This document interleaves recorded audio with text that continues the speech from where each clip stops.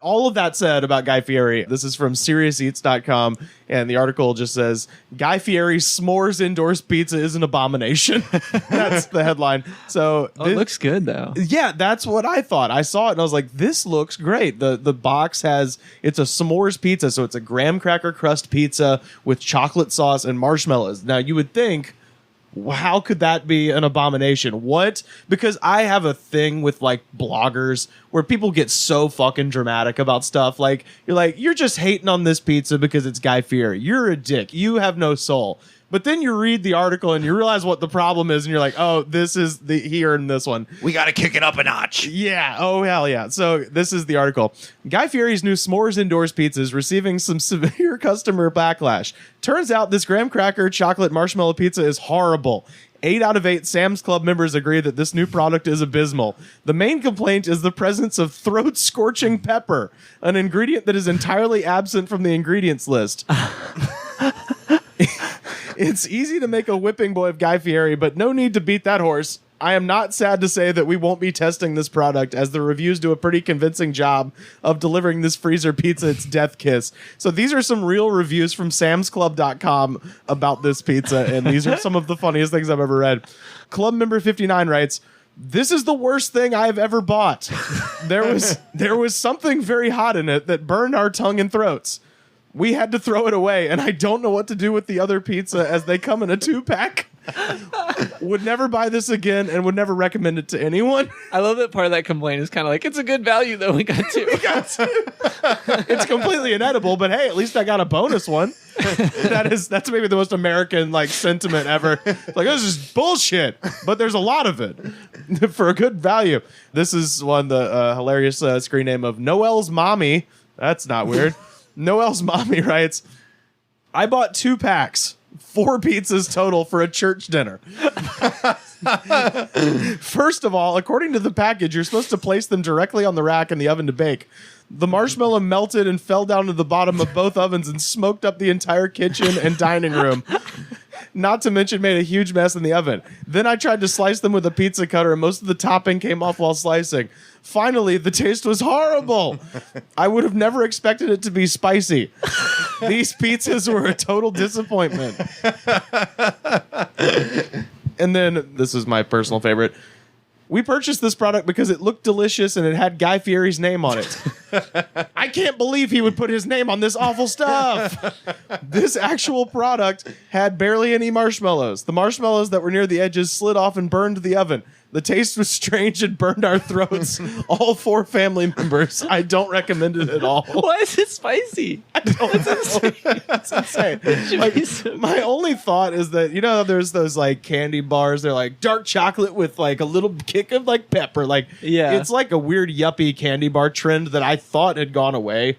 I remember around the time of Indiana Jones and the Kingdom of the Crystal Skull, like they put out Snickers bars that was like with exotic spices, which just meant it was spicy with curry in it. Right. I've seen a few of those like artisanal chocolates that have like like cayenne jalapeno or cayenne. It'll be like cayenne dark chocolate. That's what I think it's supposed to be, but you have to tell people that on the front. Like if you look at the front cover, it makes it's a dessert. It's clear it's marketed dessert. Yeah. Well, it just says a gourmet pizza, graham cracker crust with chocolate chips and marshmallow. It doesn't say anything at all on the box about pepper. So I was sent this article, and my first thought, because I'm a fucking idiot, was I gotta get one. I have to find one, and we're gonna cook it and eat it on the show. And so I joined Sam's Club. This is how much I love you guys. I wanted to join Sam's Club so I could buy this awful thing, cook it, and feed it to my friends on the air. Unfortunately, it has been pulled with no trace from the shelves. At least at the Sam's Club out in Sun Valley where I went, there was nary a Guy Fieri pizza anywhere. And I tried to find a way to order it online. You can't. So I think they got the message and might have pulled the product, unfortunately. But it was my intention. I paid $45 to join Sam's Club so that I could buy one of these pizzas and eat it and be grossed out on the air. But unfortunately, I got two observations. One, it's kind of disconcerting that Guy Fieri decided to pivot towards the yuppie market, and he just totally alienated his core constituency. Yeah, of like, hey, people that shop at Sam's Club, they love Guy. You know, Yeah. they love Guy's type of food. They like Guy's fashion. They like Guy. Yeah. And he just decided to fancy it up a little bit. Yeah. You know, get into this kind of, gastronomical chemistry sort of experiment. Right. Try and be a little bit more fancy, bring people up, uplift people's taste buds. And he failed. So, Guy, never pivot. Yeah. The second thing stick to your is thing. I think that this is a conspiracy by Bobby Flay or somebody of his ilk. Yeah. That either A, he decided to put out a product with a fake endorsement that's terrible so he could torpedo Guy Fieri. Yeah. Or, on the flip side, he's putting out, bad... It's like how people, sabotage other people's Yelp pages and stuff like that. Yeah, I think this is sabotage. I think somebody, maybe it's, somebody over at Vice Magazine, or maybe it's Steve Harwell of Smash Mouth. I don't know who.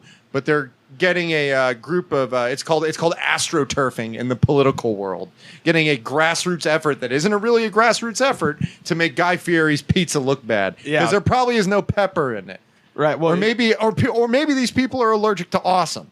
Maybe they're just allergic to allergic awesome. to awesome sauce. Yeah, By the way, look how it looks. I'm going to post this. Americans have become weak. All right. That looks like, I gotta say, from the picture too, it looks like black beans and a little bit of cheese. Yeah, from it here. looks like like some a kind of- tortilla with. Yeah, like a frijoles, weird frijoles Mexican pizza or something. If done correctly, this would be very akin to like the chocolate kind of pizza that they have at CC's. If you remember that, if anybody ever went to CC's Pizza as a kid. Were you a CC's guy? We didn't go a lot, but the times I did, I remember them, being one of the places that had the nuanced pizzas, like the mac and cheese pizza, and it was one of the first places that had buffalo chicken pizza. And I remember the dessert ones too. By the way, club member 58, why don't you send us that second pizza that you have hanging out in your freezer? Yeah, there you go. So we can be the judge of this. Yeah, yeah, because we want to taste it too. It looks like garbage, but I'm sure it's interesting.